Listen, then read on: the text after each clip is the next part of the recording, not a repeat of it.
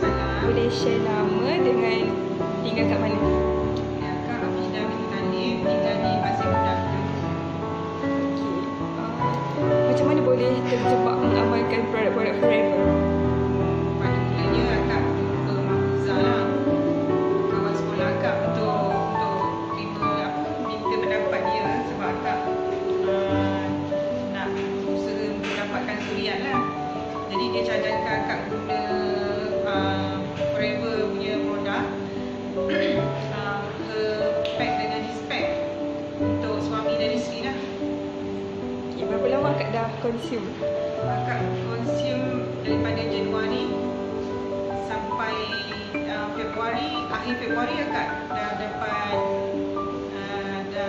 tahu disahkan positif hamil. Okay, apa produk-produk Herpack dengan Hispack tu tak? Untuk pack ni kita untuk isteri kita ada nektar, ada minyak ikan, ada royal jelly, Madu lah. ada Permestin ni dengan vitamin C. Okay. Kalau untuk Hispack, untuk suami pula kita ada ABG, minyak ikan, vitamin C dengan pollen. Apa result daripada akak makan produk ni? Result dia plus kita pun tak sangka kan, baru 2 bulan kita amalkan.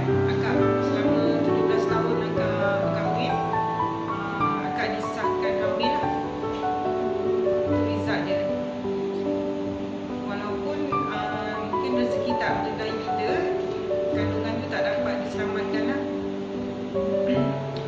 Sebab ada kandungan di luar rahim dan akak terpaksa jalani operation lah di bahagian tiub sebelah kanan.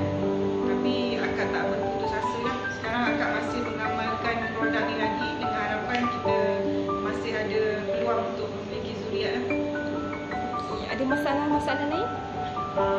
Selepas kejadian tu, di sebelah kiri akak, doktor dapati ada cyst. Jadi akak terus dapatkan nasihat Mahfuzah. Dia kata terus amalkan Herpack ni. Alhamdulillah, lepas 2 bulan akak amalkan, bila akak check up lagi, cyst tu dah mengecil dan sekarang terus tak ada lagi. Okay, Alhamdulillah. Jadi akak alhamdulillah lah. Jadi akak terus bercadang mahu teruskan guna produk ni dengan harapan supaya akak masih berpeluang memiliki cahaya mata. InsyaAllah. Dan sekarang ni akak datang ke center ni dan beli barang untuk stok sendiri, untuk amalkan sendiri, dan yang mana untuk akak sebarkan pada orang lain lah, untuk tentang kebaikan produk ni.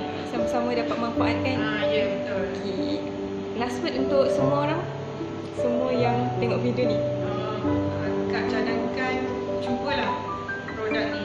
InsyaAllah produk ni banyak memberi manfaat pada kesihatan kita lah. Usaha tak kejayaan kan? Dan tawakal lah. Usaha kan. Yang penting ada usaha, doa. Ya. Ya. Okay Kak, tu je. Terima kasih. Sama.